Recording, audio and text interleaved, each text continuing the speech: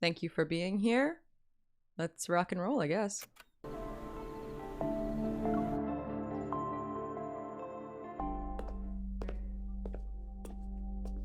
The sound of footsteps reverberates, a hollow echo upon the marble floor. Looking up, Zane once again sees that familiar silhouette of the girl. In the quiet hospital corridor, its walls grayish-blue and dimly lit by iridescent lights, only the girl stands bright and resolute.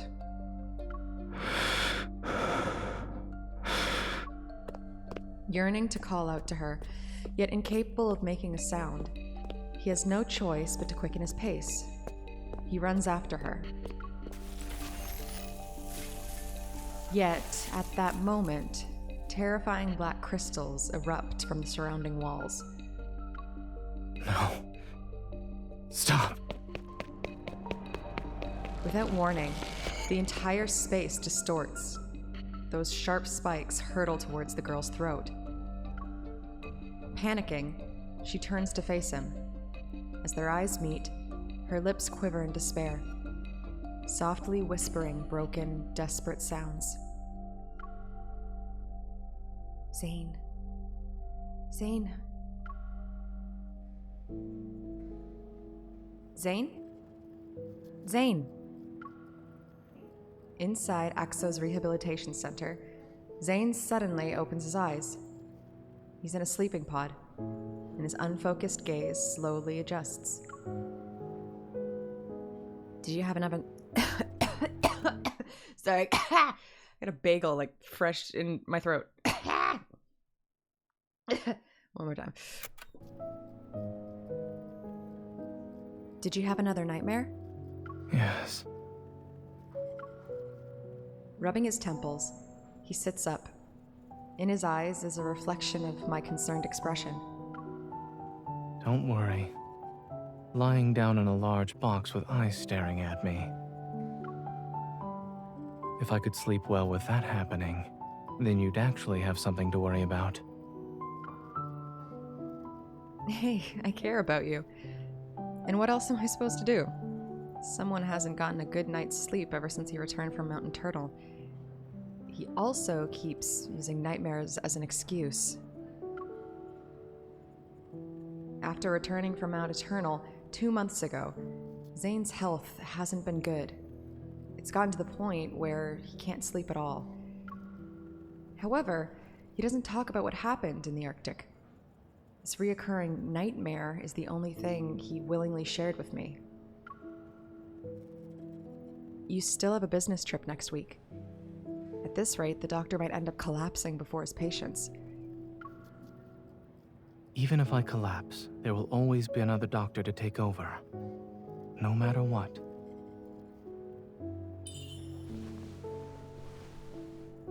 I press my finger against his lips as a warning. Man's probably going berserk. No matter how many doctors there are, they're for other people. My doctor is right here in front of me. All right. I'll be careful and stay alive. Don't let my worries be a burden on you. I think you started having nightmares after I gave you that crystal fragment from the N109 zone. Zane takes his coat from the coat rack beside the wall. Together, we enter the corridor. They aren't connected, so don't overthink it. It's just a coincidence. Speaking of which, there's been progress with the analysis of that crystal. Is it related to protocore syndrome? At the moment, I've developed a hypothesis based on the data. I'll share the details with you once there are conclusive results. Stepping into the elevator, I press the button for the ground floor. Zane's reflection appeared on the closed doors, the dark circles under his eyes underlining a deeper weariness. Take your time. You should deal with your insomnia first. Since I can't sleep, I might as well be productive with my time. So, it's not that doctors can't treat themselves. They actually don't want to be treated. I ordered some milk for you. It'll be delivered to your place and should help you sleep. Also, the hypnotic music. Are you referring to the lullaby playlist? Did you forget how old I am? I'm just trying to help as a normal hunter. You don't have to listen to me, Dr. Zane. Since I am your one and only doctor, I should listen to you. We step out of the elevator, and my watch begins to ring. Someone's calling me. I gesture to Zane and then move to the side to answer it. Captain Jenna? Hey, are you available right now? We've detected beta protocurve activity in a certain location. After a brief explanation, Captain Jenna quickly ends the call. Why are you frowning? Did something happen? My mission got an update. I need to check in with Captain Jenna, so I might not be able to have dinner with you. Just a... No, what happened? Wait! Don't run just yet. Don't what? Just as I'm about to sprint to the hospital's main entrance, a pair of hands lands on my shoulders and steers me in a different direction. Don't run just yet. I'll drive you there.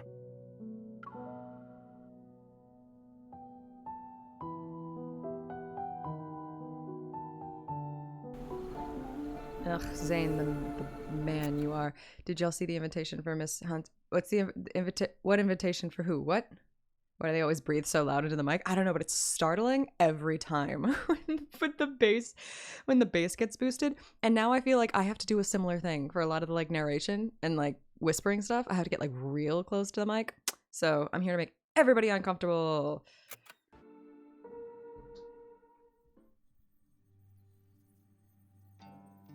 Upon arriving at the association, I find Alpha Team's office engulfed in silence. Only Jenna stands before the control desk. Her gaze is fixed on a few zoomed-in photos that are being projected. Perfect timing. Let's look at these together. She waves her hand, and those photos are pushed towards me. As I approach to get a closer look, it becomes evident that a distinct figure appears in every picture. The figure is also marked with conspicuous colors, which show traces of a B protocurve. All of them are from the same Wanderer. Yes, including this morning. Andrew has found its traces 5 times. Beta protocurve activity was detected in every instance. Oh, that's what that means? Oh, okay. That means it's related to an ether core. It could very well be carrying one, or an ether core fragment. Another screen comes into view, showcasing an array of data and information, and positioned at the center is a blurred image of a Wanderer. This Wanderer can move by distorting space, and we haven't captured a complete image of it yet. However, the Intel department made a discovery. In areas where it did appear, many patients with protocore syndrome have fallen into a coma. Some even go into shock. My gaze then falls on the left side of the screen. The text reads, Location, Chancia City. I'll be heading to Chancia City next week.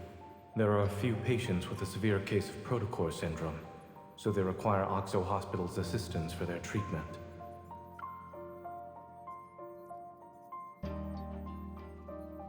Those patients that Zane mentioned might actually be victims of this Wanderer. Right now, we suspect there's a connection between these 2 incidents. We could start looking into those patients. And it just so happens that Oxo Hospital will send a medical team to Chancia City next week. Captain, I would like to make a request. Let me join the medical team as a hunter escort to investigate the Wanderer. Your request has been approved. Our Chancia branch has also started its own operation. Your mission is to confirm whether or not there are signs of an ether core. You can contact us anytime if you need help. We'll be there to offer whatever assistance we can. Understood. I'll be careful.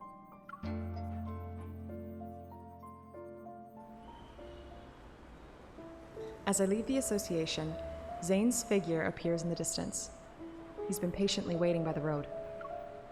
Just as I'm about to walk over, a massive bouquet of white roses suddenly appears and engulfs my vision. Miss, I've heard so much about you. It's an honor to finally meet you in person. And you are... I'm sorry.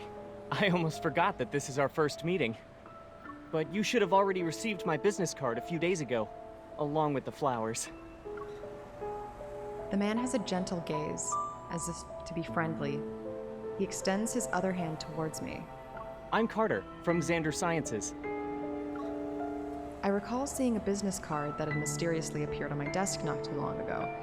It was accompanied by attention-grabbing deliveries as well. Oh, those were from you. Thanks to your efforts in apprehending those protocore merchants, Xander Sciences was able to recover a valuable batch of protocores. Many patients were saved as a result. Naturally, I wanted to express my gratitude. I wonder if you'll do me the honor of having dinner with me, miss? She already has plans for tonight. A hand pushes away the bouquet.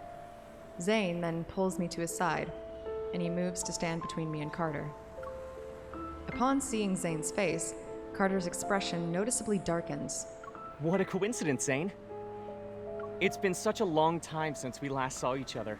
Why don't the three of us have dinner together? My treat. My gaze quickly shifts from Carter's smile to Zane's indifferent eyes. I sort of understand what's going on. I'm sorry, Mr. Carter. The association strictly prohibits hunters from accepting dinner invitations for work purposes. Let's go. Just as I'm about to turn around, the bouquet blocks my path again. Miss, I understand there are rules about not having dinner, but the flowers didn't do anything wrong, right? Before I have the opportunity to decline, Zane swiftly takes the white roses. He glances at them, and with a blank expression, he gives the roses back to Carter. They're much appreciated. Unfortunately, there's no room for them in my car. Miss Hunter? With Zane holding my arm, I leave. Carter persistently follows us. Actually, I'm here to give you a reminder. The outside world isn't as safe as Lincoln. Be careful when you're traveling.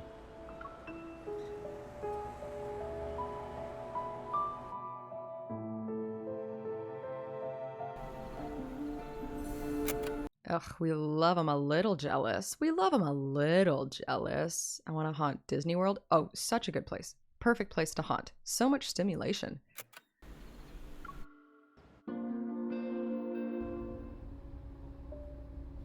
Seatbelt. Zane turns the steering wheel, and the car joins the stream of flowing traffic. That guy seemed to know you pretty well. Are you acquainted with him? And Xander Sciences, I feel like I've heard that name from somewhere.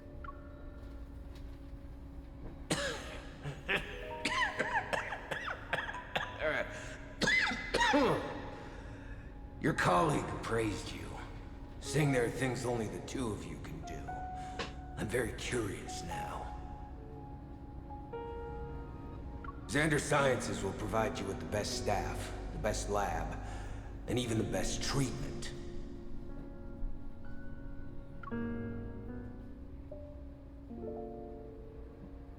The person Raymond mentioned when we were at his place, that's Carter, right?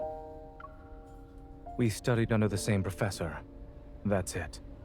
The paths we're walking are completely different. You two aren't like-minded from what I can tell. Also, I feel like he's...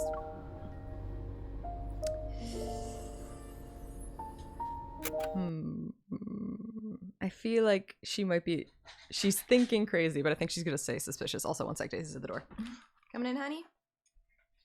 Okay, come on in. Come on in, but I'm closing the door, okay? Want to hang out? You're a good girl, honey. You're a good girl, sweet potato. What time did you end up falling asleep, Mama? Oh, I was up till like 3. I was up till like 3, and I only stopped because the dogs were demanding attention. I could have gone longer. I had such a good time. I didn't realize the stream was like 6 hours long. ADHD! Haha.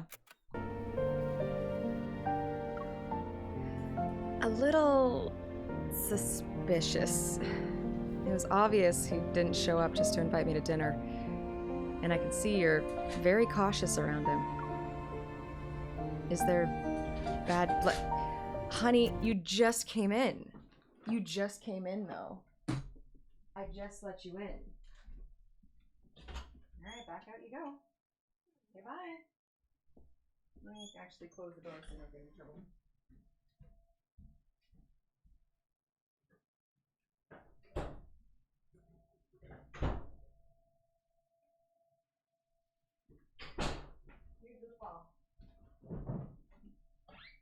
Bye, goofball.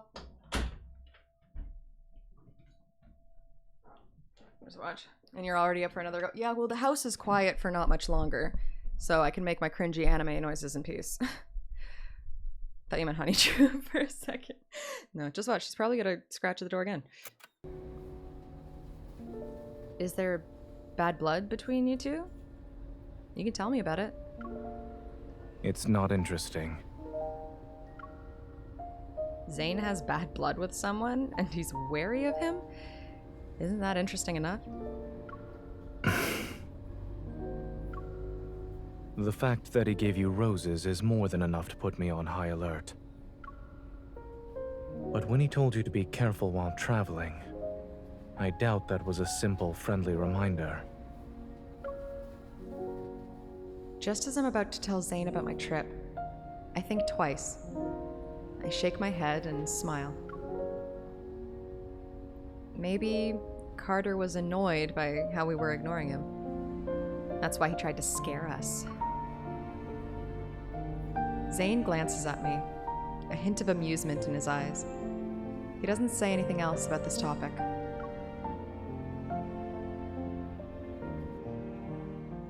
Three days later, Lincoln Airport. In the bustling airport lounge, Grayson is stunned. Several seconds pass before he finally blinks. So, you're our hunter escort this time? Pleased with Grayson's reaction, I can't help but imagine what expression Zane will have when he sees me later. I move closer to him and shake my plane ticket at him. What's that expression? Do you feel relieved? Or are you even more anxious? Do you want to know the truth? While Grayson's tone sounds lighthearted, a subtle tinge of concern appears on his expression. They say the hospitals are doing an academic exchange. But in reality, we're going there to help them. Why else would they send such a large team? Or even request a hunter escort for that matter? Having Zane fly all the way there, the situation must be pretty bad. Actually, the main problem is with one of the patients. Grayson lowers his voice and leans in closer. His biopsy results show that the crystals in his heart have a certain shape and structure that's different from the ones you'd see with protocore syndrome. Also, when he was admitted to the hospital, he caused a metaflux burst. As if worried I wouldn't believe him, Grayson takes out his phone and shows me a video. My friend who works at Chancha Hospital sent me this. All the flux stabilizers in the ER went down. It was a mess. In the video, the sound of an alarm fills the air, and the lights flicker uncontrollably. Despite the shaky and blurred footage, the chaotic nature of the scene is unmistakable. An abnormal heart, a sudden burst of metaflux. A picture begins to form in my mind. Something strangely familiar. Thankfully, no wanderers showed up, but it's strange considering how high the fluctuation index was. The fluctuation index only tells us the chances of a wanderer appearing. It's not guaranteed. But given the nature of the energy fluctuation, it's weird not seeing a single wanderer appear. I watched the video again to search for anything I might have missed. Is the metaflux a result of the patient being exposed to that wanderer in the beta protocurve? Grayson, do you mind showing me the other documents related to this? Sure. What would you like to see? You shouldn't make assumptions when things are still uncertain. As Grayson and I lean in, a hand suddenly appears between us. Grayson is slightly nudged to the side. Dr. Zane? In one smooth motion, the hand takes the phone, turns off the screen, and then places it back in Grayson's hand. Chansha Hospital was built a long time ago. It's not uncommon for their flux stabilizers to experience malfunctions. As for the patient's biopsy results, they need to be further analyzed along with other reports. It's too early to jump to any conclusions. I lock eyes with Zane. He stands before me with one hand resting on the handle of his suitcase. Good morning, Dr. Zane. I hold up a paper bag. Do you want a black tea cake or egg sandwich? You can only choose one. I'll have the cake. Did you arrive at the airport early to buy breakfast? When did I ever say that? I retrieve my suitcase from behind a chair and proudly present my ID as a hunter escort to Zane. Surprise! Contrary to my expectations, I see no traces of astonishment in Zane's expression. Instead, he calmly hands me a hot latte. Have you ever thought about who approved and signed your escort application and ID request?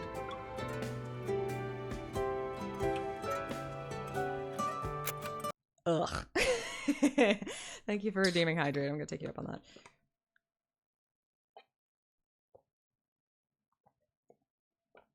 I am also gonna take a chug of coffee. Where?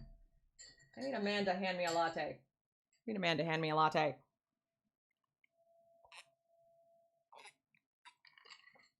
Ugh.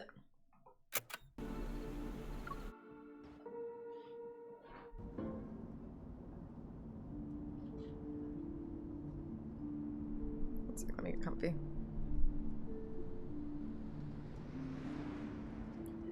The flight takes several hours. Eventually, the plane lands at Chansha Airport. Boarding the shuttle sent by Chansha Hospital, the medical team immediately heads to their destination. The chief of surgery, his hair already starting to gray, exchanges pleasantries with Zane before quickly delving into a discussion about the patient. They're on ECMO. After the open heart surgery, adhesions began to develop. And this morning, we saw the crystals spreading. They're very close to the lungs now. Then we'll have to perform surgery as soon as possible. Zane quickly flips to the patient's medical records while putting marks on the paper. Crystal extraction is already a complex procedure. Those adhesions, we're worried the patient won't be in a stable condition while under anesthesia. This is our only option. We must perform the surgery. Let's reassess the patient's health and proceed once his physical condition allows it. A few hours later, the surgical lights are turned on in the operating room. The rhythmic sounds of medical equipment reverberate. Led by Zane, a team of medical staff focuses on the surgery at hand. The observation room is filled with people, and their gazes are fixed on a large screen. On it, a pair of hands uses a scalpel to meticulously remove tiny crystals. Clear the view. After ensuring there's no unusual activity, I make my way back to the glass. Dr. Zane is brave for taking on such a risky case. Captain Willow. We meet again. During my previous visit to Chansha City, we worked together. After exchanging formalities, She shows me the updated data. In a matter of seconds, the record of a wanderer's recent activities appears on my watch. Appears on my watches. In a matter of seconds, the record of a wanderer's recent activities appears on my watch's built-in 3D map. I managed to... Fuck! It managed... Okay. It managed to fuck! It managed to traverse the entire city in 5 minutes. I've never seen a wanderer move that fast before. Captain Jenna said there's no clear image of the wanderer yet. Do you have any new leads? We did some comparisons. Aside from the protocorps not aligning, the Wanderer closely resembles Mist. But if you look at all the data, the traits this wanderer exhibits are different from the Mists I've seen. Yeah. I don't know what got into it, and how it managed to hide so well. Perhaps the ether core made it mutate or something. Suddenly, discussion erupts next to us. It draws my and Willow's attention to the screen. A scale-like tiny crystal is slowly being peeled away from the edge of a blood vessel. Surgeons have some steady hands, huh? That crystal. It's exactly like the ones on the monsters in the N109 zone. Daisy. Daisy, there's no dogs in the hospital. Daisy. Daisy. That might be my dad coming home. Well, there's dogs in this hospital. Zane must have noticed it too. Regaining my composure, I immediately look at him. Under the surgical cap, his eyes remain calm and focused. He continues with the protocol. Procedure. He continues with the procedure until the crystal is placed onto the surgical tray. Does it look all right on the ultrasound? Yes, it came off. Any bleeding? No. Let's wrap it up. Applause erupts through the observation room, and relief washes over me. However, I feel a strange, unusual tremor in my chest. Something is rapidly expanding. Metaflux. Whoop, sorry, meant to hit the reverb button. The alarm from the flux stabilizers resounds through the entire operating room. Captain Willow and I exchange a look and immediately get to work. She starts evacuating the spectators while I run to the intercom. Zane, a wanderer is about to appear. You need to move. Dr. Zane, the patient's blood pressure is dropping. Increase the adrenaline to 0.1 micrograms. The alarm becomes louder. I immediately pull out my gun and aim at the area where the energy fluctuation has peaked. The faint energy fluctuation dissipates, yet the tremors I feel in my chest show no signs of subsiding. Zane, you need to leave, or else it'll be too late. The patient's vitals are unstable. Moving them isn't feasible right now. Through the glass, Zane looks up at me. His gaze is as calm as ever. Can you suppress the accumulating metaflux with your evol? I meet Zane's gaze that carries a subtle attempt to comfort me. My attention turns to Grayson and the others who are visibly worried. They wait for my response. I'll do my best. Give me 5 minutes. Let's continue.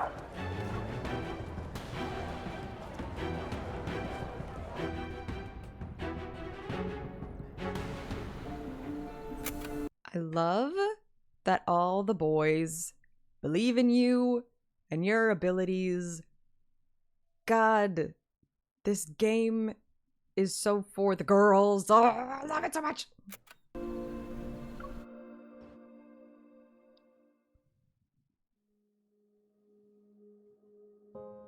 Using my evol and the flux stabilizers, I successfully buy the necessary time for Zane to finish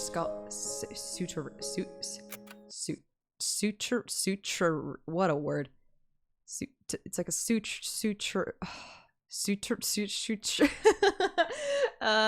finish shootering, tricky, suturing, I'm just gonna fuck it up. Using my evol in the flux stabilizers, I successfully buy the necessary time for Zane to finish suturing. When the surgery ends, the metaflux suddenly dissipates, as if what happened earlier was an illusion. Other medical staff will handle the follow-up procedures. I change out of my sterile suit. Just as I'm catching my breath, Zane pulls me into the lounge, where no one's around. Give me your left hand. I'll do a quick evol examination.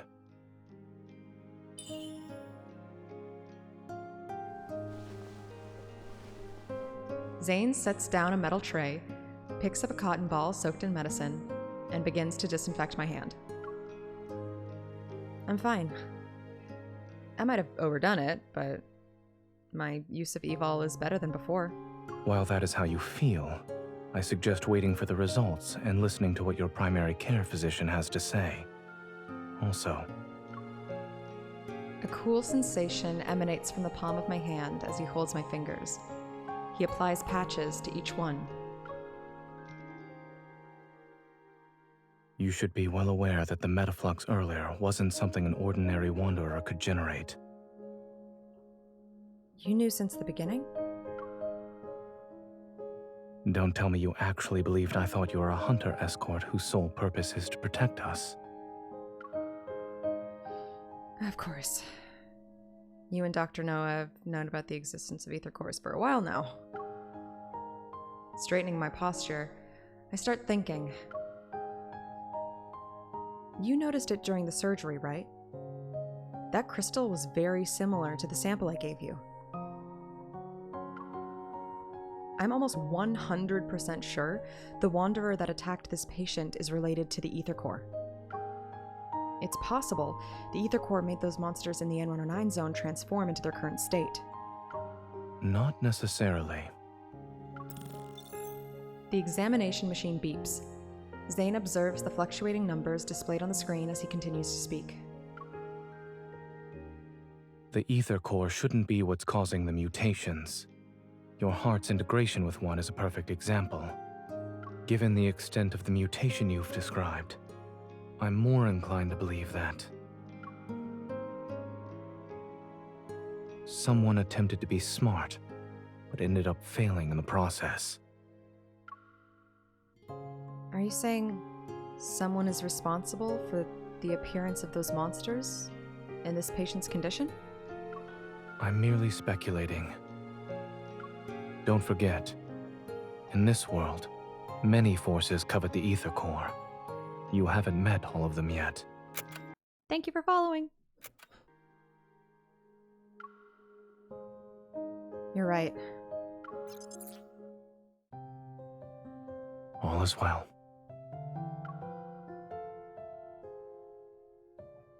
The machine beeps, which indicates the end of the examination. Zane carefully removes the patches from my hand and puts them away. In the quiet room, the second half of the wall clock moves quietly, plucking the faint light enveloping us.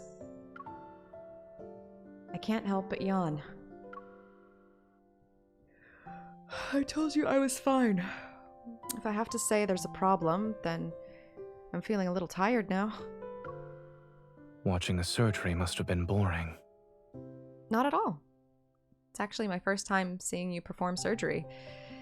You looked cool.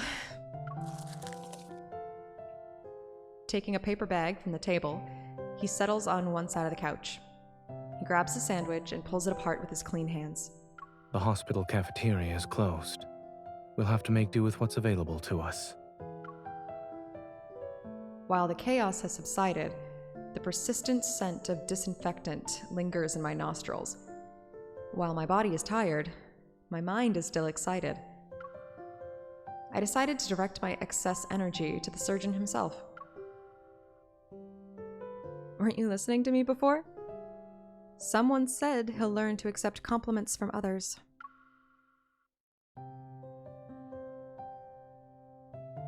I accept your compliment.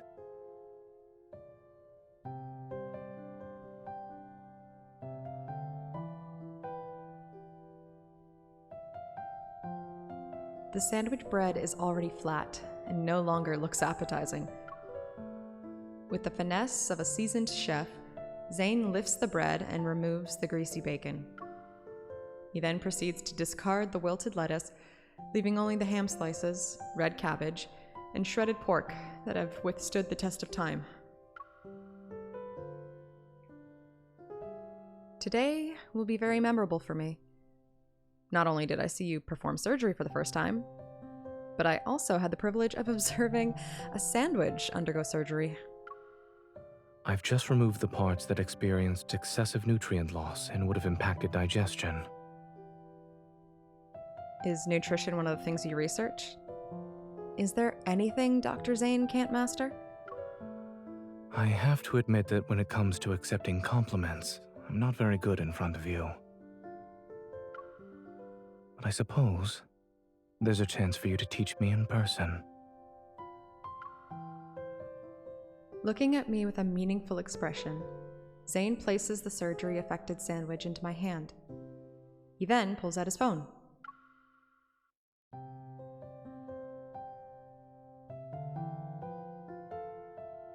Baffled, I lean in and watch as Zane taps on a message notification. He opens up a new medical team group chat, which was created earlier that day. Grayson has shared a group photo there, where the medical staff, their smiles tinged with weariness, hold glass vessels that are visibly cracked. Were these cracked by the energy I couldn't contain when I lost my target? You overdid it, yes. But the medical staff said you're the most surprising hunter they've ever seen. They don't need to go that far. Embarrassed, I sheepishly laugh. I quickly shift my attention to eliminating the sandwich. Before Zane can speak, his phone abruptly starts ringing.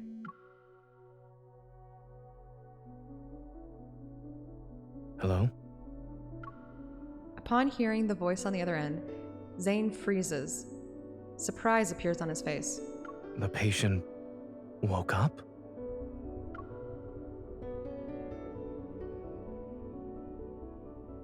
Ugh, it's just so swoon-worthy. Hello, Shane. How are you doing? Welcome to Audiobook Hour. I hope you're doing good.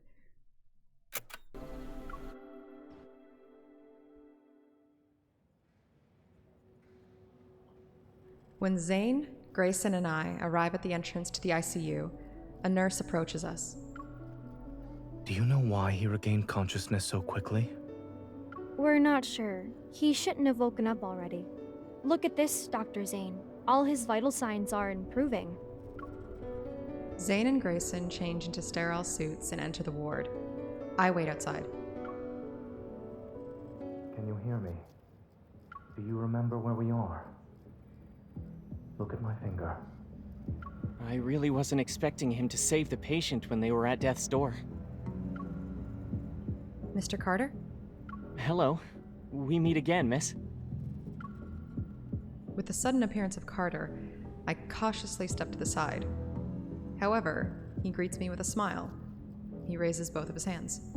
Don't get the wrong idea. I wasn't following you. This patient happens to be an important client of Xander Sciences. After hearing about the incident, I decided to pay him a visit.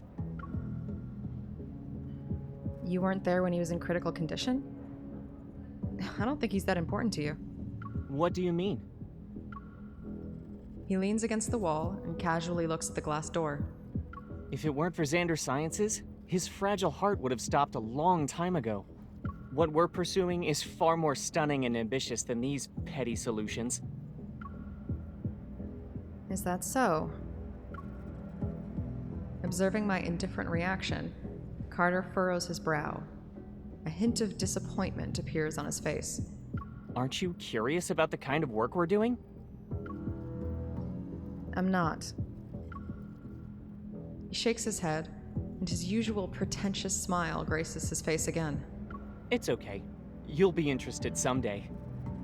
After all, only Xander Sciences can provide answers to the questions about your heart. Frowning, I suppress the urge to ask more. I redirect my attention back to the ward. Hey, Dr. Zane wants you inside. Grayson hurriedly walks out and hands me a sterile suit. Excuse me, this is the ICU. For the patient's sake, we kindly request that unrelated individuals leave. Having no intention of paying any more attention to Carter, I change into the sterile suit and enter the room. The man lying down on the bed has his eyes half open. His voice is weak, yet infused with tangible excitement. I'm back. I'm back! All his vital signs appear to be normal. However, under normal circumstances, a person wouldn't recover this quickly. As Zane talks, he directs a meaningful look at me. More anomalies may occur. Stay on your toes. Acknowledging his warning, I nod. I move to the bed, introduce myself, and state the purpose of my visit. I then proceed to ask questions.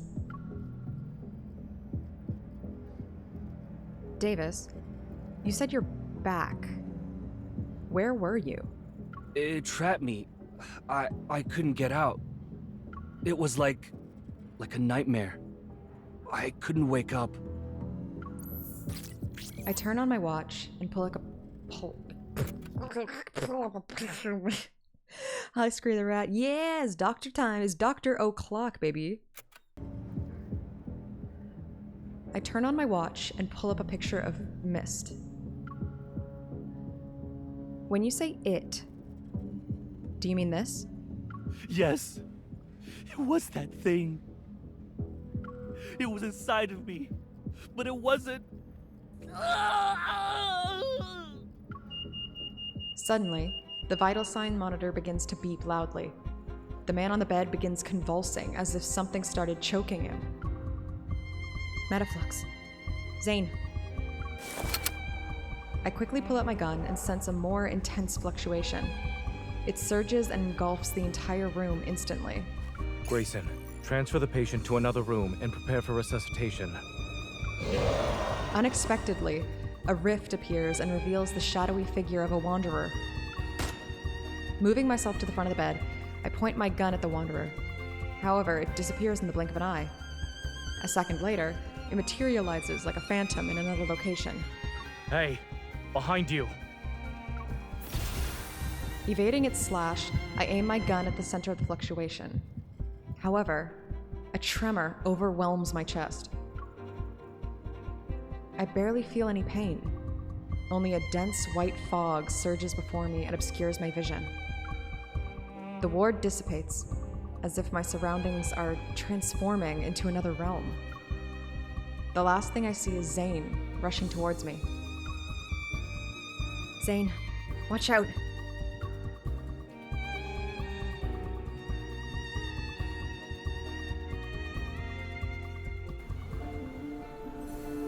You may have to punch this briefly dead man. It is what it is.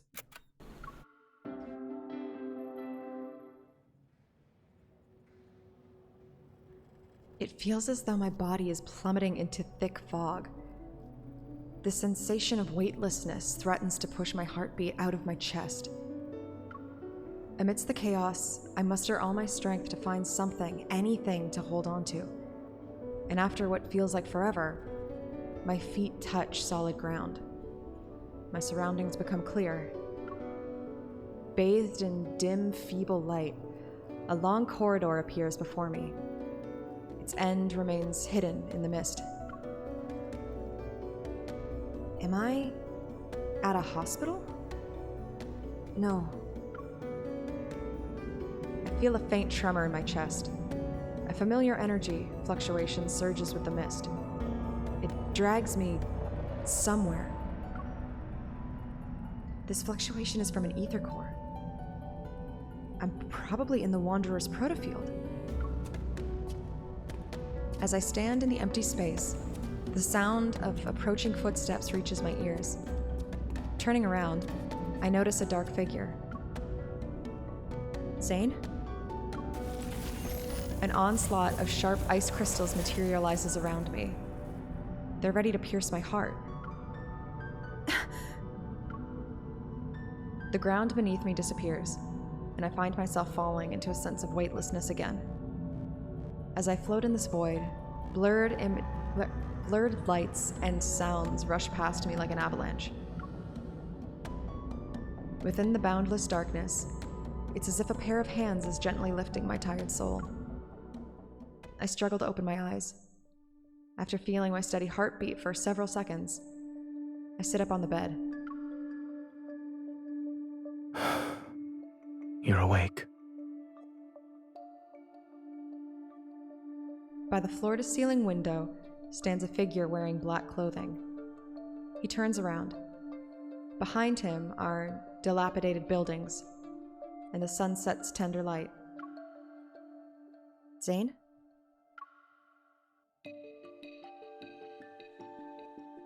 The figure takes another step, his appearance nearly overlapping with the dark figure I had seen before. I move back.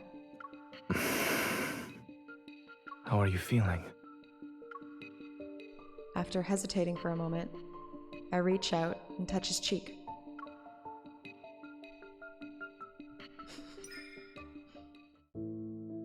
I trace his eyebrows and the contours of his face. I recognize the features I know so well. In this silence, he remains motionless. He just looks at me. I'm fine. I think I just had a dream.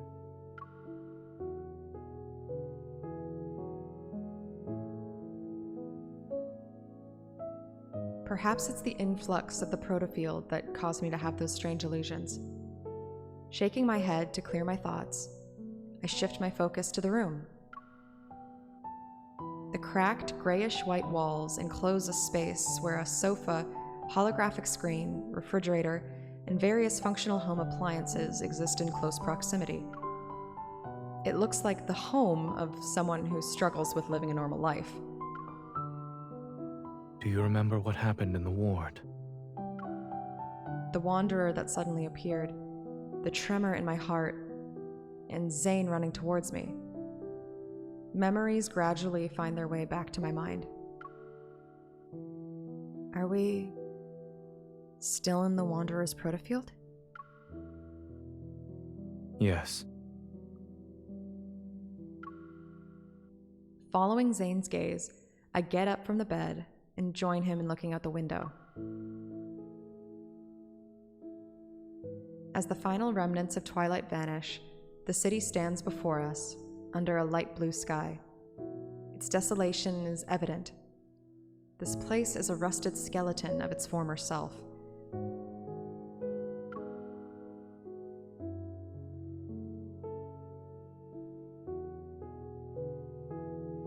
And although it's faint, the energy fluctuations... I have to say this word so many goddamn times. Energy fluctuations. Blech. And although it's faint, the energy fluctuations around us are similar to an ether core's. This Wanderer's protocore must possess an ether core's energy. But in my dream, it's as if the chill from those ice crystals still linger in the air. I grip my arms more tightly. You're awake now. Remember that whatever you dreamt about was only a dream. A blanket is draped over my shoulders. I reach out, but he walks away before I can touch him. Zane opens the refrigerator, revealing a collection of peculiar bottles with mysterious liquids and a jar half filled with chocolate. After opening the jar, he offers a few pieces to me. their packaging unexpectedly fancy. I'm not hungry. According to my perception of time, you've been unconscious for 2 days. If you don't eat or drink something, I'm afraid you won't have the energy to find the Wanderer. The scent of chocolate saturates the air and ignites my appetite. What if the Wanderer launches a surprise attack while we're resting? Despite my words, I find myself sinking into the worn-out couch.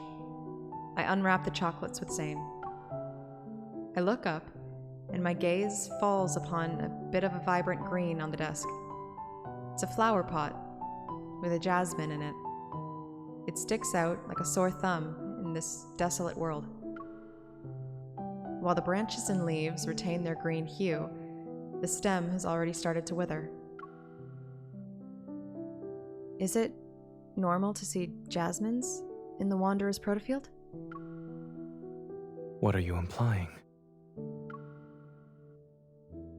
The patient who was attacked by the Wanderer fell into a nightmare. They were trapped in their own dream. In other words, the environment we're currently seeing in the protofield must also be a manifestation of someone's dream. And I don't remember ever seeing anything here. So, this is your dream? Are there any comments you'd like to make about it? Even in a world as broken as this, chocolate still exists. I expected nothing less from you. Shouldn't you be saying something like, "Thank goodness it's Zane's dream. We can still eat chocolate"? Zane, who's wearing nothing but black clothes, appears somewhat strange. Maybe this is how he sees himself in his dreams. I have dreamt of this place. However, the jasmine hasn't wilted yet, and the world itself isn't in such a dilapidated state. Is this the nightmare you've been having then? Zane is quiet for a while, before responding in a soft voice. Yes. Don't be scared. Dreams are the opposite of reality. I offer the unwrapped chocolate to his lips. Try it. Who knows? Maybe the chocolate in your nightmares doesn't even taste like chocolate. He lowers his head and eats the chocolate. It's carrot flavored. Liar.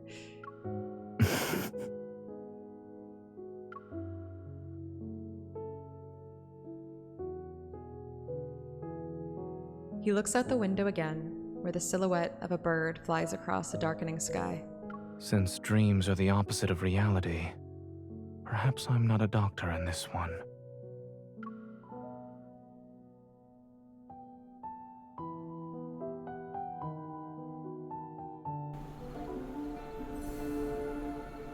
When I was young, I had a crush on Wednesday Addams from the 1991 movie. I did a crush on Willow. Didn't we all? Did not we all? Ugh. Oh, I love them. I love them.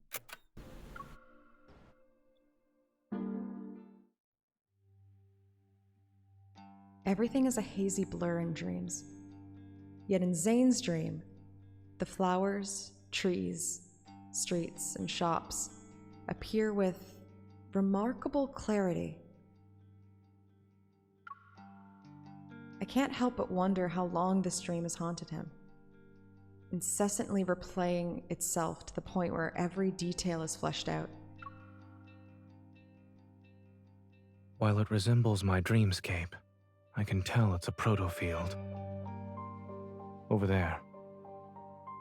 He guides me to the entrance of a narrow alleyway. The road ahead is covered in thick fog. It's as if we've reached the edge of the dream itself. From the fog, a cluster of black crystals has emerged. It blooms like a flower, and is as tall as a 3-story building. It blocks the path. A protocore cluster? It regenerates very quickly after it's broken. I'd say it's as good as new within a few seconds. Yes, I tried destroying it before you woke up. As I recall my past battles, a hypothesis forms in my mind.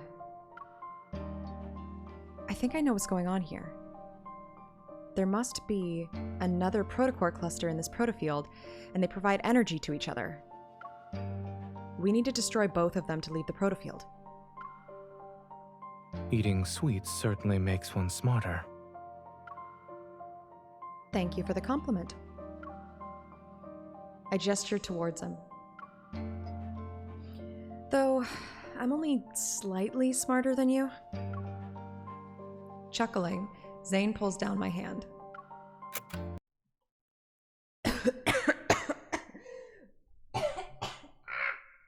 Sorry, something in my throat.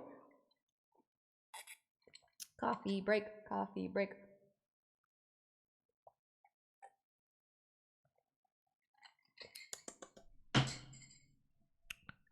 Okay, back to the yearning.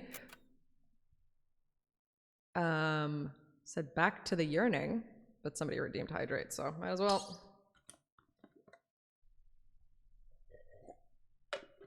Thank you. Thank you, Shane. Where were we?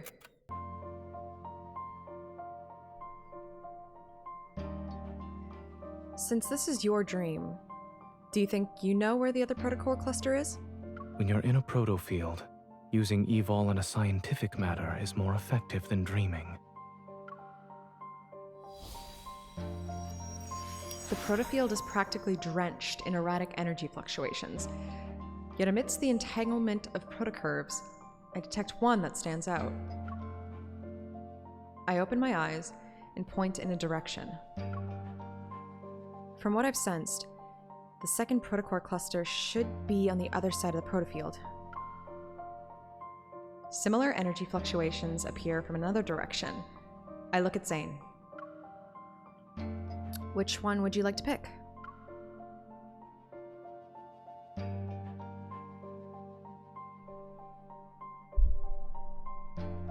Zane looks into the distance. I don't know if I imagined it or not, but some sort of emotion stirred in his eyes. The one that's farthest away. The far end of the city is cloaked in black mist, resembling the gaping maw of a beast hidden in the shadows. Nope. I want that one. I understand this is your dream, so you know where the dangers are. But are you going to face them alone again? This is my dream.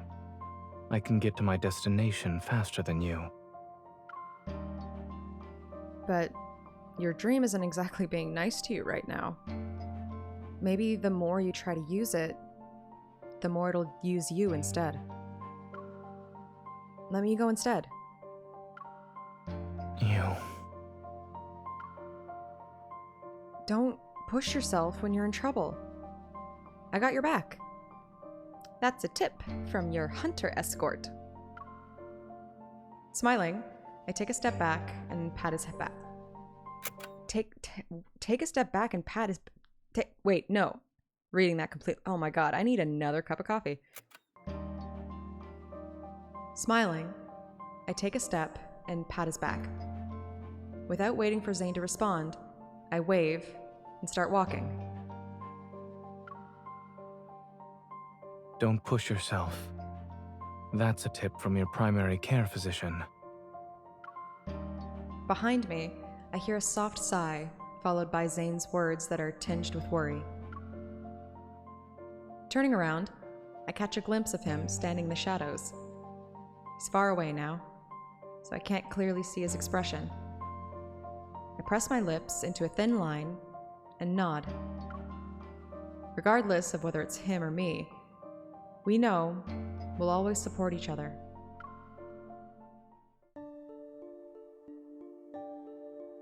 As the girl walks away, her figure disappearing from the fork in the road, Zane turns his gaze towards the alley's depths.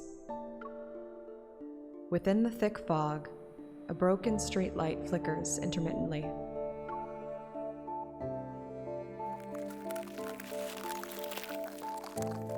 He raises his hand. Parts of the mist detach themselves from the air. Spiraling and condensing, they coalesce into icicles above his palm. Dark impurities silently emerge from within them, but they stop spreading just as they're about to reach just about. One sec. I need caffeine. I need caffeine.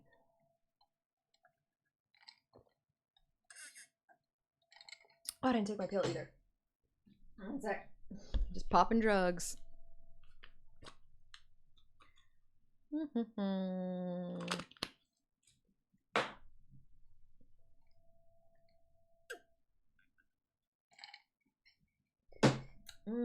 Vibance. Yum yum.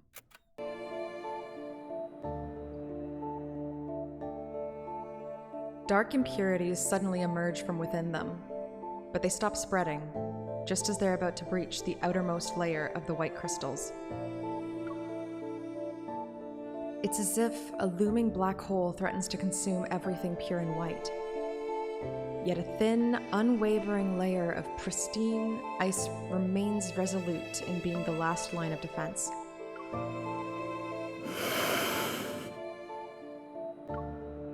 Shadows stretch, and in the boundless fog ahead, the protocore cluster awaits his arrival like a slumbering wanderer.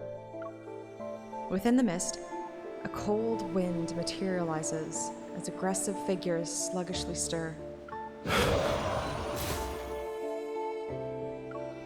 The ice crystals in his palm slice the air and seemingly hit nothing, but the protocore cluster shimmers for a fleeting moment. As more wanderers emerge, their roars resound, and their figures phase in and out. The ice crystals solidify into sharp blades. Zane delivers his attacks with decisive precision. Blades of ice tear through the darkness, and a pungent, right? That's how it's pungent, right? Blades of ice tear through the darkness, and a pungent scent permeates the air.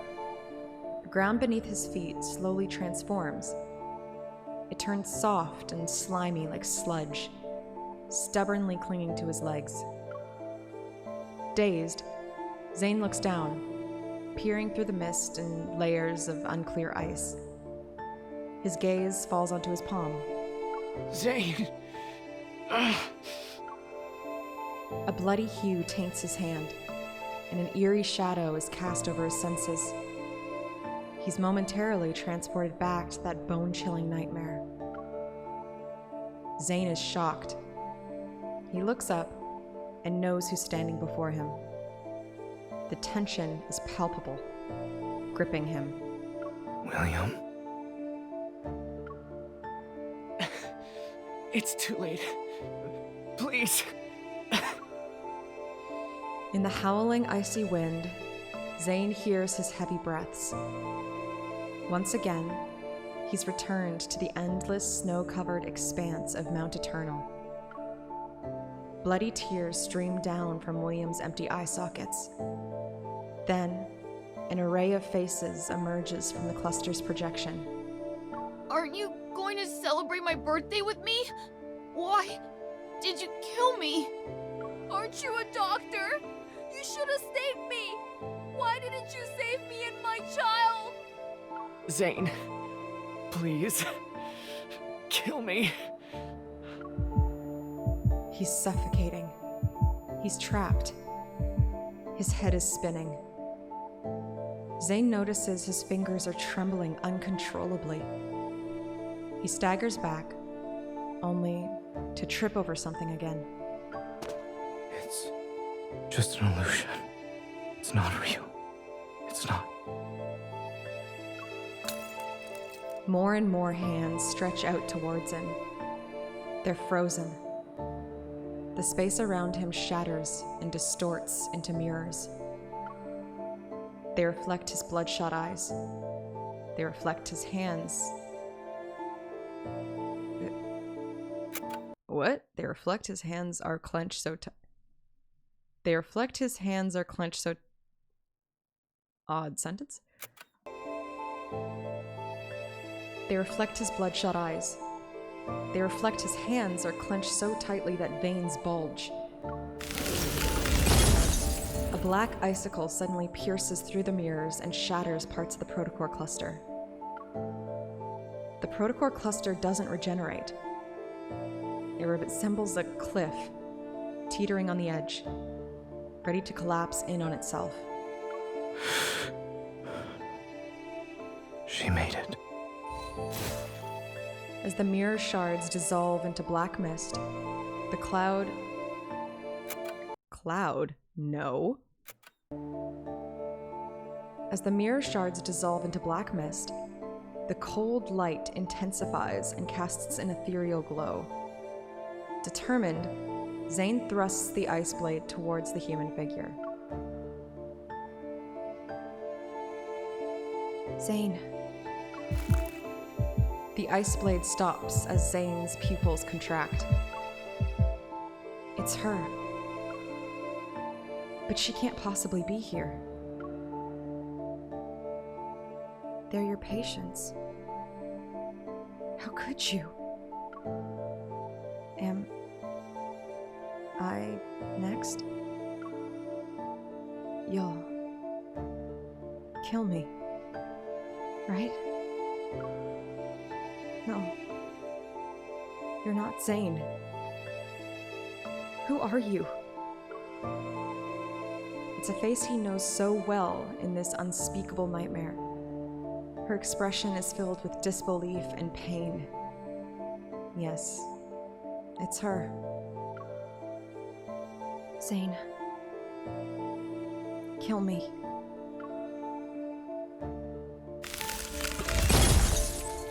Black ice flowers bloom from her chest, their petals unfurling. She's as light as a piece of paper, separated from life's weight. Yet she falls almost with a thud in his stiff embrace. Buzzing engulfs Zane's ears as he once again...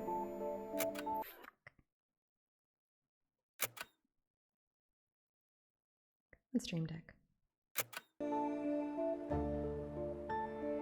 Buzzing engulfs Zane's ears as he's once again pulled into the depths of a never-ending nightmare. While he knows it's an illusion, he can't break free. At that moment, the cracked protocore cluster pulsates with a blood-red light. The air trembles around it.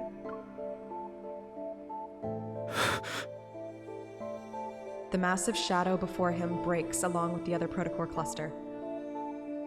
The illusion in his arms changes again. But he doesn't look up. He only clenches his fist.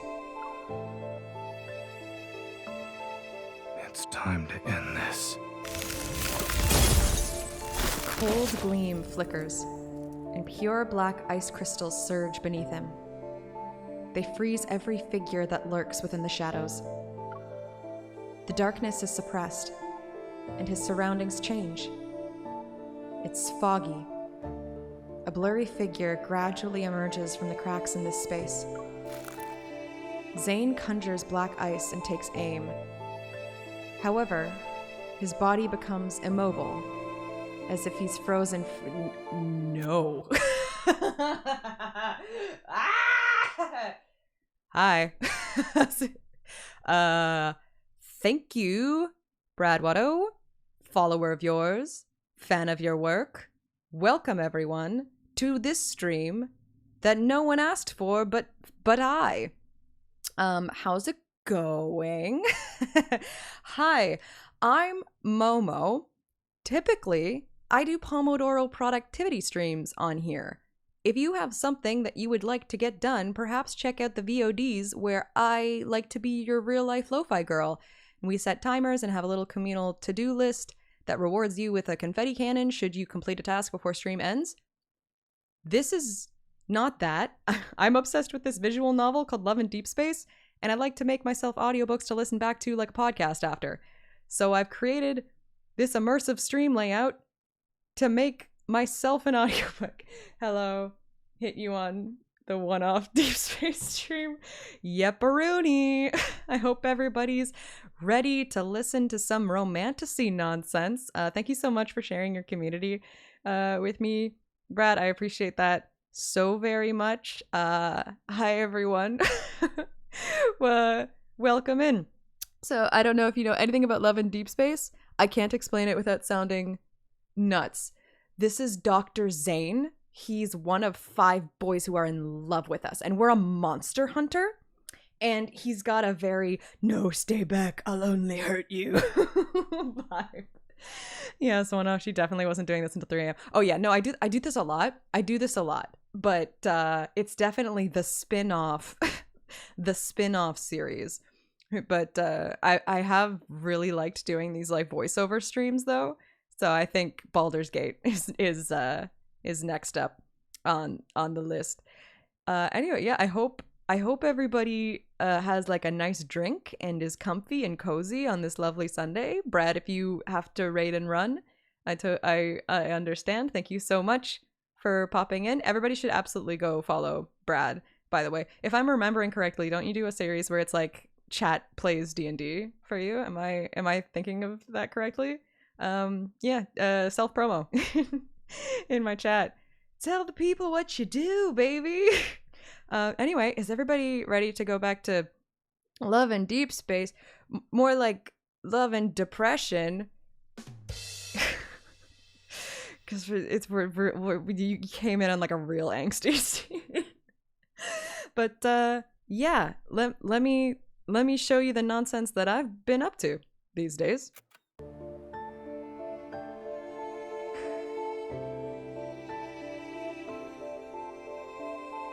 Zane conjures black ice and takes aim.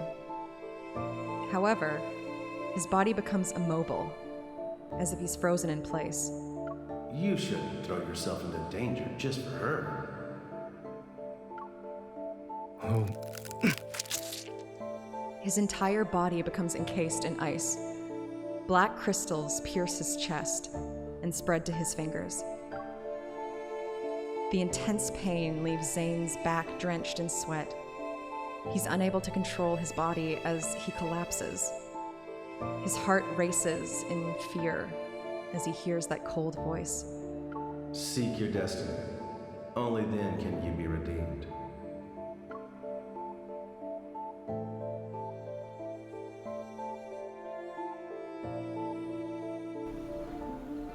Do not promote my stream. There is only Love and Deepspace. Listen, Love and Deepspace will persist. Like the horrors.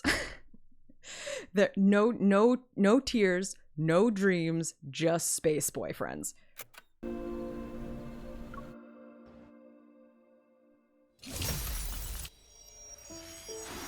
As the protocore cluster shatters, a distant tremor ripples through the air.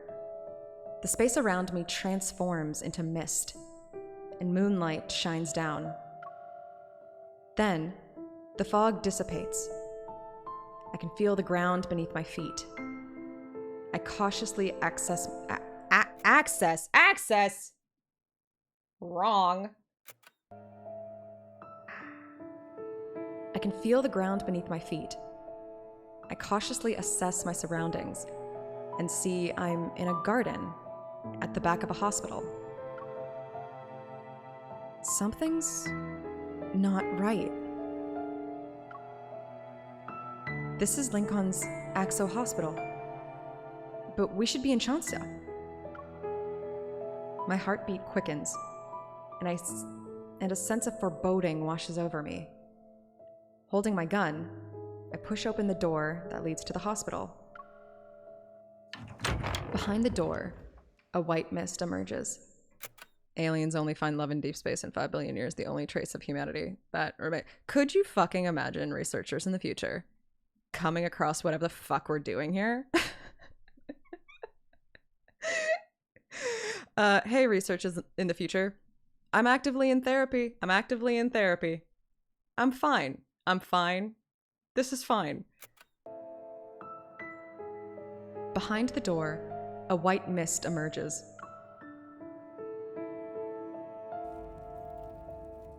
When it cleared, I noticed I was back at Zane's place. By the couch, someone was lying on the floor with their back to me. Zane.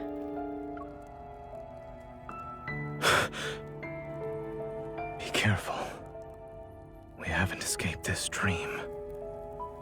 There are 2 layers, and the Wanderer is still here. I rush over to Zane to help him up. He weakly presses his hand against his left shoulder. His expression alone shows how much he's in pain. The ice. Zane clenches his left hand and moves away from my hand. The ice. It's dangerous. Don't touch. Ugh, it's so angsty. Perfect, no notes, 5 stars. It's too dangerous. I won't be able to control. Leave. Now.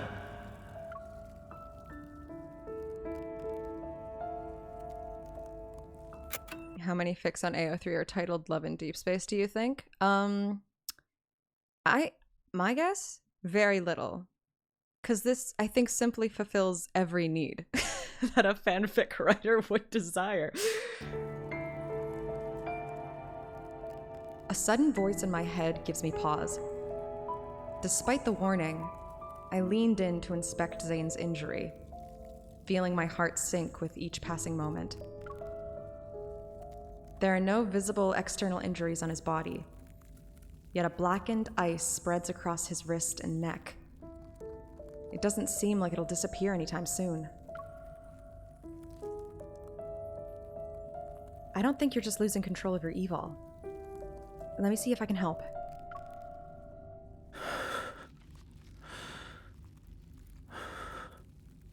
Don't worry. I'm fine. It was just... It doesn't look like you're fine. It starts to melt since my method's working. Don't waste your time on me. We can still go after. Focus on taking care of yourself first. From now on, you listen to me. It doesn't matter if it's related to your health or not. There's no use resisting. If I were you, I'd just listen. I'll help you suppress your evil first. My left shoulder. A little lower.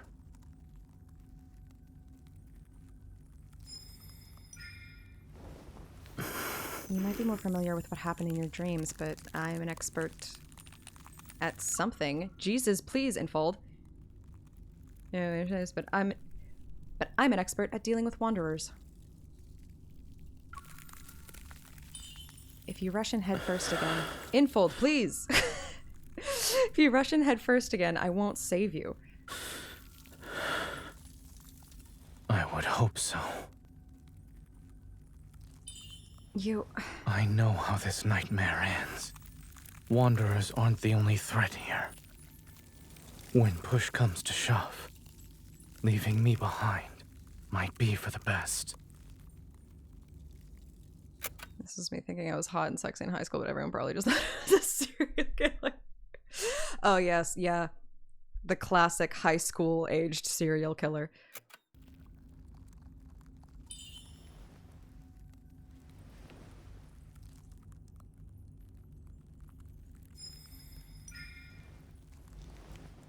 I always keep my word. What else do you need me to do, besides leaving you here? If I do something that ends up hurting you, don't go easy on me. You wish. Don't you agree that you'll do whatever I say? Well, here's my first order. You're not allowed to talk like that anymore.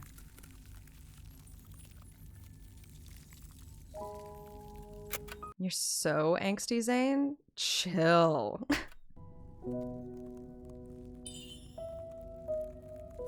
Wait, this is... Zane, be careful. What happened?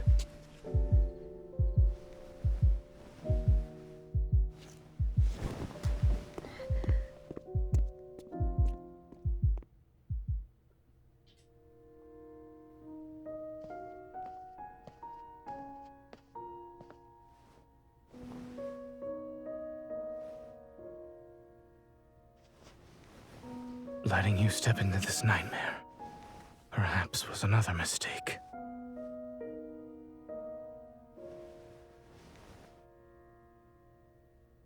But at least I have one last choice.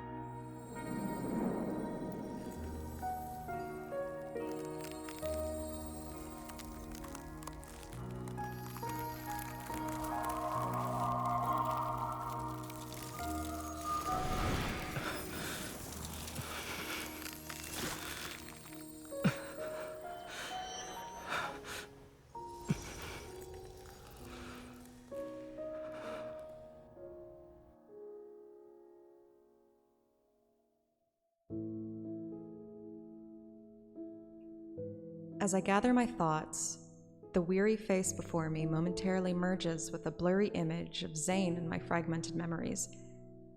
But they immediately separate. Wait. When I was pulled into the protofield, I was attacked by that wanderer and lost consciousness. The wound should be on my body, but it's gone. I gave Zane an inquisitive look. I want an answer, but he averts his gaze instead. Zane, what did you do while I was unconscious?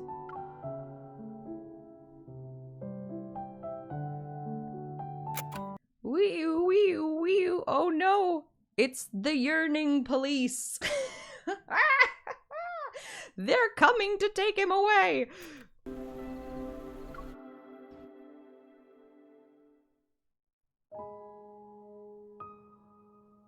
Zane, what did you do while I was unconscious? Is this why you're losing control of your evil?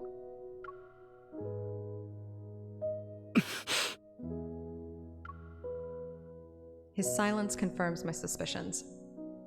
I lower my head, and my hands that rest on his tighten. Before the worry and guilt in my heart coalesce into Fuck!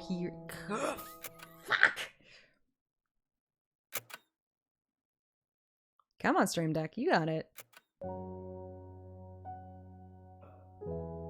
Before the worry and guilt in my heart coalesce into coherent words, they disappear because of Zane's presence. He lowers his head, and his chin rests on the top of my head. You're my hunter escort, correct?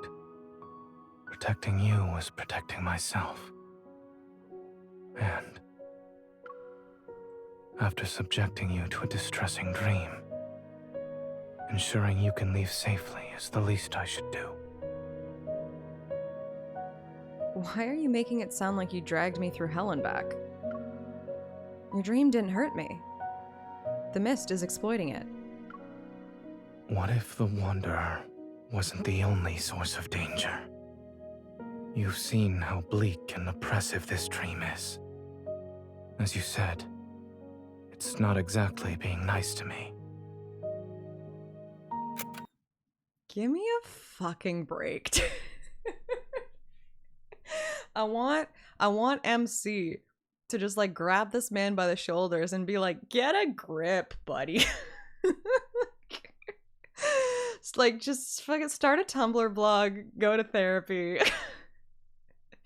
It's like with his haircut and everything, it's really given like, tonight will be the night that I will fall for you. But like, I love every second of it. I wouldn't change it for the world. Let me be clear. I'm laughing with him. Hey, music. Thank you. Perhaps the dream itself is the real threat here. How dare you? He's perfect. No, it is perfect. I'm simply commenting on all the attributes that make it absolutely spectacular. Don't get me wrong. Listen, Brad. This game has me by the throat in an absolute death grip. You know it's perfect. I know it's perfect.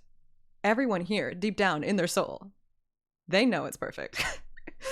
Here's what I am thinking of. Never show me. Oh no, do you see yourself reflected in the other, do you? And one day am I going to log on to Twitch and see that Brad Woto is streaming Love and Deepspace, am I? Join my pyramid scheme.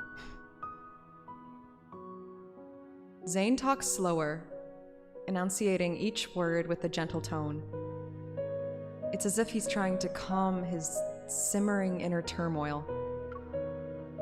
I realize something. After we entered the protofield that's based on Zane's dream, he's been acting more hesitant. Could it be... Zane, this nightmare is more than just a dream to you, right? I sense his hand subtly move, a testament to its master's emotions that are always restrained. A dream remains a dream so long as you wake up from it. But when that day comes, when I can't wake up... Are you worried you'll be trapped in your dreams? Or that your dreams will encroach on reality? If that day ever comes...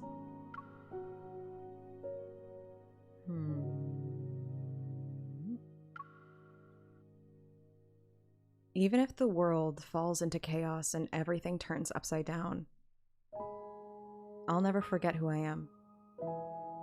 And I won't forget who you are. By then, I'll find you in your dreams. The real you.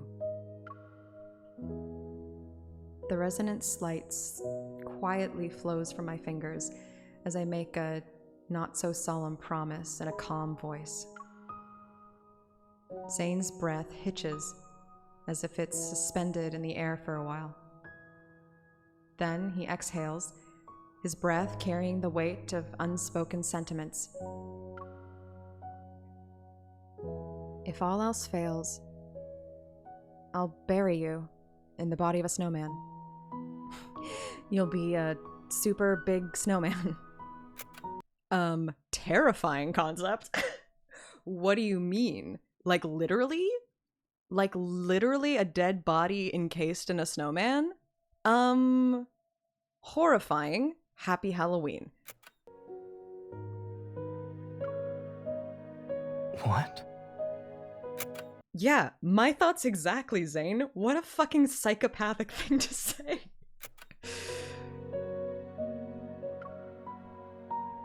I close my eyes and banish the myriad of questions and worries from my mind. If you can't deal with it by yourself, then we'll face it together. I'm the best there is, so I'm sure I can lend a hand. I see your problem-solving skills are more on the straightforward, brutal side. Should we consider this a side effect of you becoming stronger? It's called having the freedom that comes with power. Legit my worst nightmare? Brad, that is an incredibly specific nightmare. Wow. What a coinky-dink.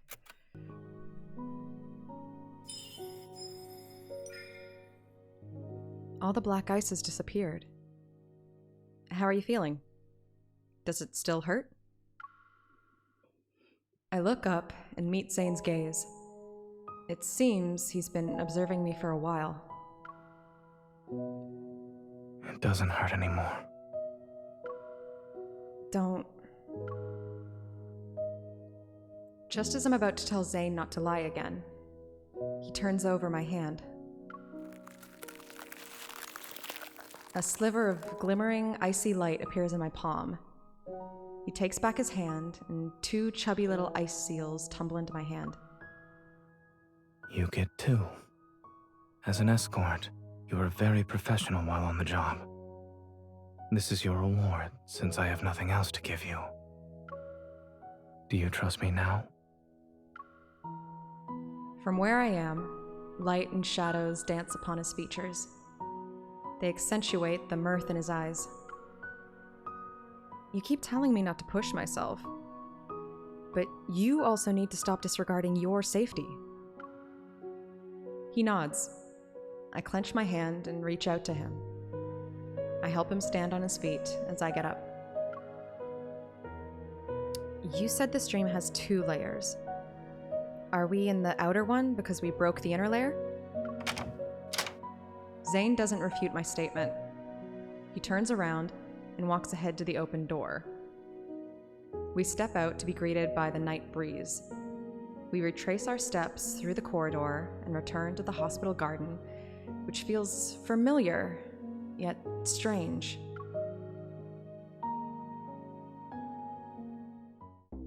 A mutated wanderer's protofield defies normal logic. It could be hiding anywhere. Outside the hospital, skyscrapers rise like towering concrete trees in a forest. Meanwhile, the rest of the city stands in eerie silence. I can use my evol to return the protofield to its original state. Negative consequences born from mistakes don't need to be fixed. The sky swiftly darkens, as if time itself has been accelerated. We have no choice but to destroy this place. Wait, you're evil. We'll do it together.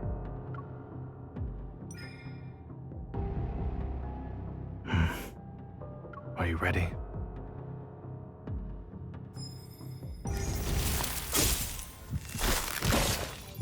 Black snowflakes drift from our interlocked fingers. The night wind momentarily suspends before swirling into a frenzied flurry once more. Underneath our feet, a vast expanse of ice crystals blossom. The ground, the buildings, and even the particles floating in the air were all ensnared in the swift spread of the chilling night, wrapped in its icy embrace. In an instant, the entire world froze into a black amber. A rift violently tears through the fabric of this space. The Wanderer can't hide anymore. It screeches and reveals its true form. There it is. Let's go. Zane's coat flutters wildly in the wind. Amidst nightmarish darkness, an icy glimmer materializes in his hand. Let's end this before the breaking dawn arrives.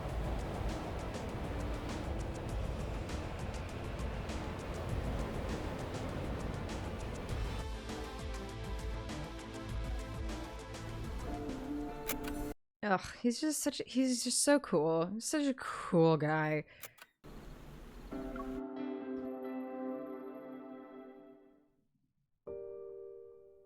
Once the final blow is dealt to the Wanderer, an intense tremor surges from the depths of my heart. But the resonance is unmistakable this time. It's akin to gentle waves brimming with power. A light, warm glow gently descends into my palm. Is this Chance Hospital? The breaking dawn's light streams in through the window. In the silent corridor, the air carries a faint scent of disinfectant. Let's all take a moment to remember this character was based on me. Oh, thank you for your service. God thanks you for your service. Have we returned? Zane? I'm here. As my hand is tenderly squeezed, I turn my head. Zane is next to me.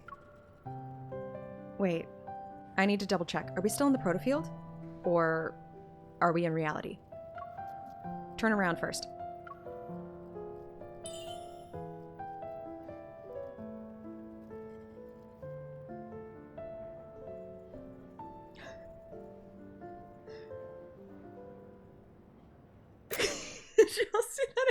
Did Oh my god.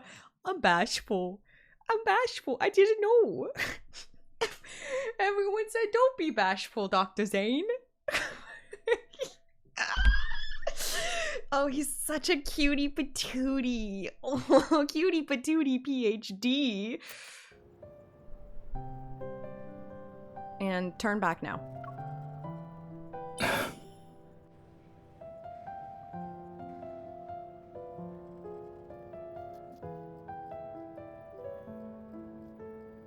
Though his expression has a bit of helplessness, Zane still complies. Are you double-checking or making me play a game of turnaround? I'm confirming that Dr. Zane is the person with me right now. A burst of laughter erupts from deep within me, but then the very next second, I collapse on the ground. His arms immediately extend to steady me. Are you all right? I'm fine. I reach out, but stop once I realize I'm holding something. I open my hand to see a protocore fragment. It emits a faint green glow. A fragment of the ether core. At least our effort wasn't for nothing. You're back. Dr. Zane.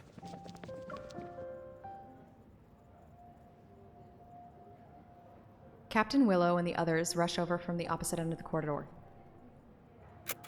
Let me try that sentence one more time. Captain Willow and the others rush over from the opposite end of the corridor.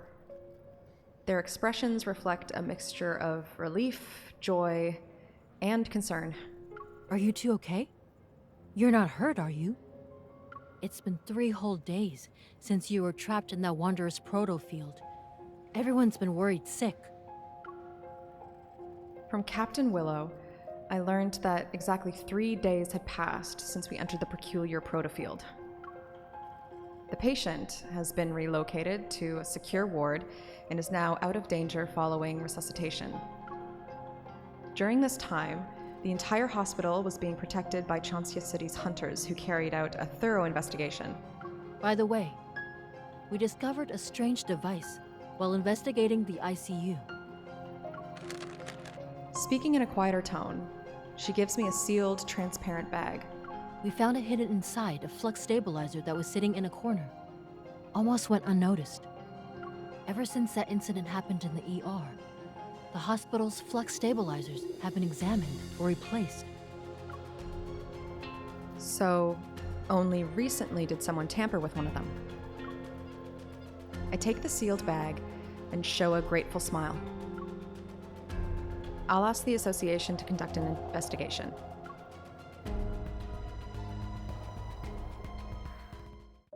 Lincoln City, 3 days later. I open the door to Zane's home. It's quiet. Zane?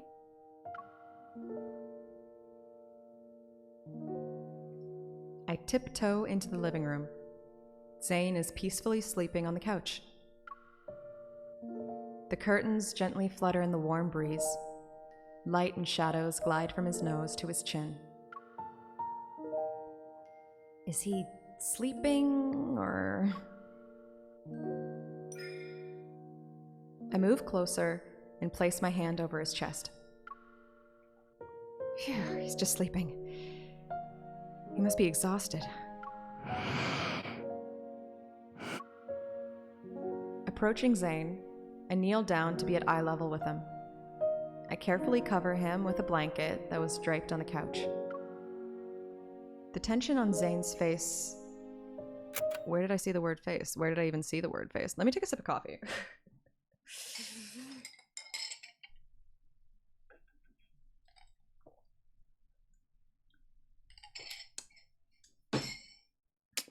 Anyway.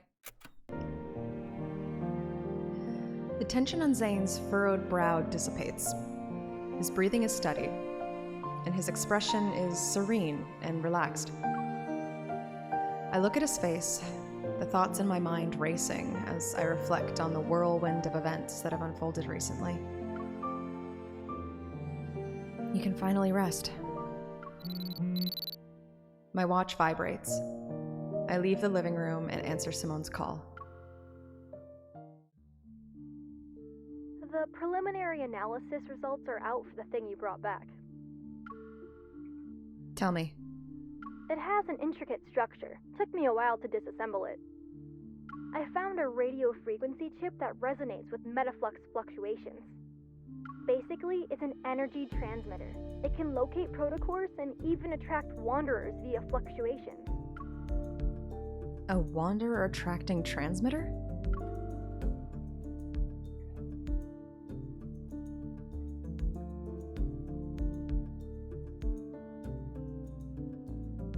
As I recall what happened, one figure stands out as the most suspicious. Carter. He just showed up before and after the patient displayed abnormalities. I share my suspicion with Simone. She then poses her own questions. The complexity of this small device is far beyond his understanding, and even Xander's sciences. It exhibits highly advanced protocore technology. Xander Sciences is a medical institution. There's no way they could possess protocore tech that rivals the association, right? So, what are you thinking? After the founder of Xander Sciences, Raymond, passed away, the company's future was uncertain. Only recently was it acquired by a well-known group. Its biggest shareholder right now should be... Ever. It's at that moment. The fragmented pieces of information in my mind gradually lock into place and form a cohesive image. Carter mentioned the patient at Chancia Hospital had been undergoing long-term treatment at Xander Sciences. Raymond, the founder of Xander Sciences, was in a similar situation. If the peculiar crystals in the operating room and the monsters in the N19 zone come from the same source, that means Ever is creating monsters.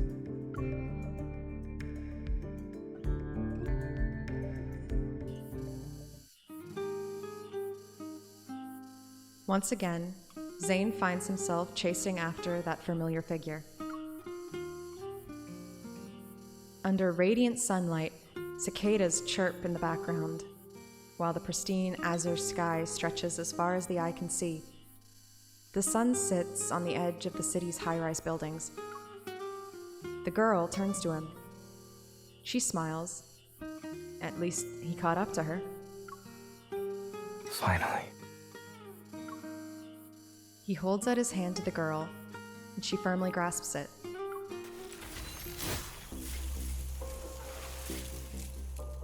Yet, the two find themselves tumbling back into the seemingly endless empty corridor. Black crystals emerge from his palm. They encroach on the girl's forearm. Sunlight is engulfed by darkness once more.